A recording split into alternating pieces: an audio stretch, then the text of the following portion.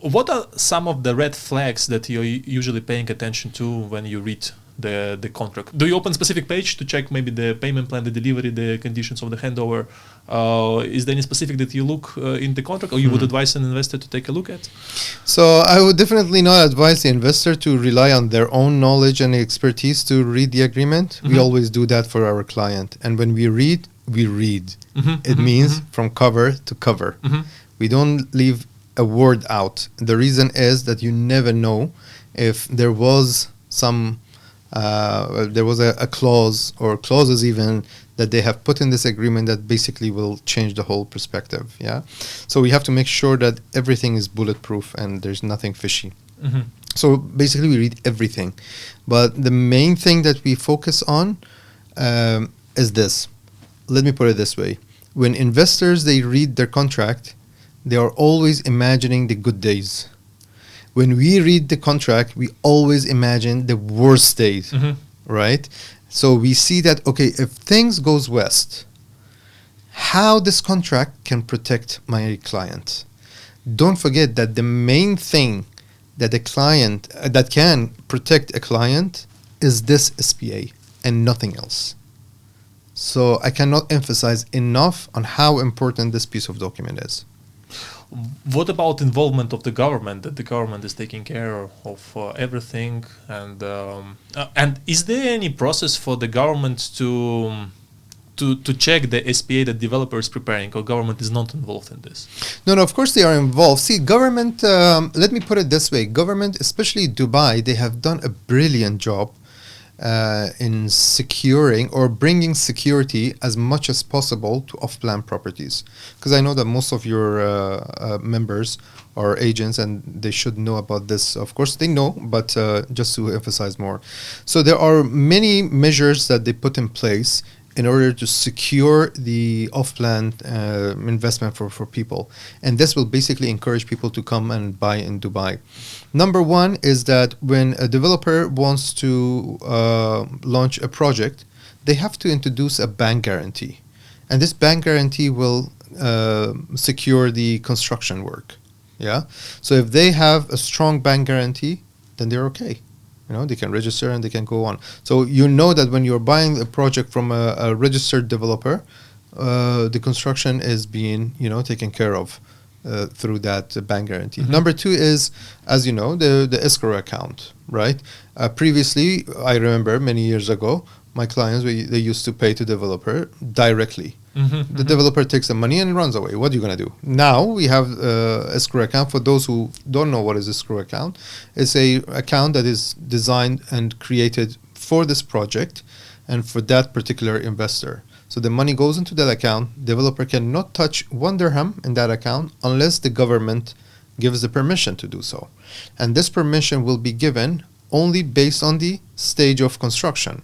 So if they build, they can take money. They build, they take money. I was today on a meeting with one small developer, and he told me he's building something in JVC.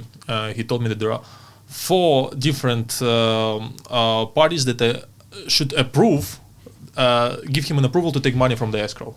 See? Yeah, it's incredible. It's amazing. It's amazing. I believe very few countries in the world, they have created such a amazing system in place to secure the investors. So then this is the one. Then you have land department.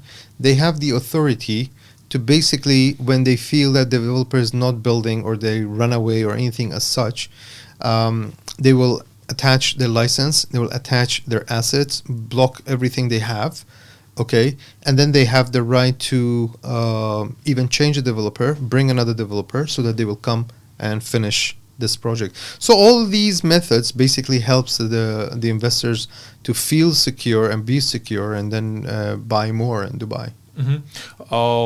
What is the position of the government in terms of the delays of the construction? Is there any regulation in place? So the delay during different stages, we had different approach by the government. So when we say the government, we mean the court, the judicial system, yeah, because the case goes to the court and then the judge needs to decide. So we had force majeures right? We had the economic crisis. We had the pandemics. All these, they were playing a big role in how the judge will perceive the delay. So basically, during those times, they were more lenient toward the toward the developer. Okay, no one was paying. Yes. If no one is paying, how can we expect the developer to build? Yes. Right? We can expect them to build if we are paying and they're not building. So obviously, the government will take more side with them, and they will see that, okay, what's going on, right? On the other hand, nowadays that we don't have the crisis and we don't have the pandemics, is the normal situation. So what they do, they will see if there is any actual delay. So based on the experience, a 1 year delay, it will not be considered as a delay or a reason to cancel a contract for it. Okay, it could be a reason to ask compensation or a delay charges, but it won't be a reason to cancel a contract. If the delay exceeds 1 year, let's say 2 years, 3 years, then that could be a ground for you to cancel the contract and get your money back plus legal interest. How much is legal interest? Legal interest is 5% of your paid up amount, but this 5% will be calculated from the day that you actually file your case, not from the day that you paid. Okay, so if we have a delay more than 1 year, right, we can send our clients to you, and technically you can open a case, and there is a chance that they can take the money back plus interest. Am I right? Or you're right, but we still need to check their contract. Okay. Because some developers, they sneak some clauses in, and they will buy more time. Okay. So they will justify longer delays. So perhaps, I don't want to name any developer, but I just reviewed a contract which gives them the right to extend the handover of the property for 2 years in case of delay. And funny enough is they are not even obliged to pay any penalties. Okay, so that's why we have to be careful when we are buying a property, where we are signing a contract. These contracts needs to be studied, understood, and then sign it. You mentioned about changing or not changing the contract by the developer. What I always tell my client is this, that even if the developer is not changing the contract, it's crucial for you to understand what are you signing. The reason is that if you know what you're signing and what are your obligations, you will be prepared for it. You get my point? For sure. So if you don't understand what is coming at you, you're not going to be prepared for it. So better to know, be prepared. Okay, if you put your mindset, this is what I want, then by all means, buy it, but be prepared for it. But in some cases, the client, when they understand the risk involved in signing such a contract, they will say that, no, I'm not going to buy from them.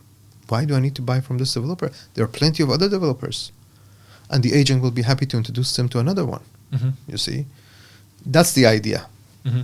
To know what you're signing.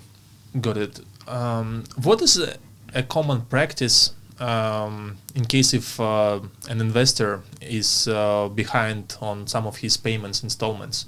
How does this usually work in Dubai?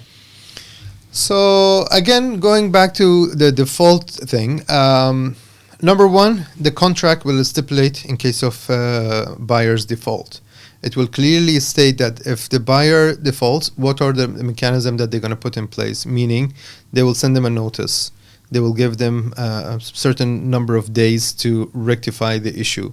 If he rectifies the issue, they pays, then it's okay. If not, then perhaps there will be some penalties charged, Is there any gap on penalties?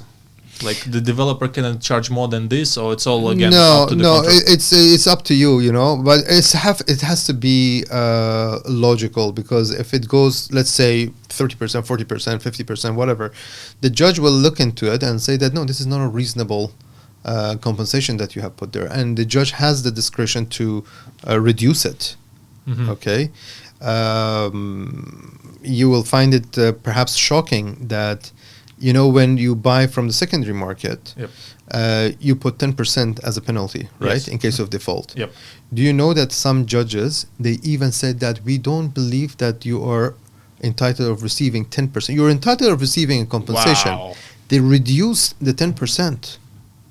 Incredible. Right. See, because the property value was 70 million dirham mansion, right? Mhm. The 10% is what? 7 million? Yes, it's too much. Yeah. Okay. We had in a 300,000 dirham, which was 10%, 3 million, 10%, 300,000. The judge reduced it to 25,000 dirhams. Whoa. But that I changed the judgment in the appeal, and we got the full amount. Yeah, because that was ridiculous. Mhm. But my point is that they cannot just put any compensation or any penalties and get away with it. But again, the buyer should pay attention what they are signing. They should not accept these type of penalties.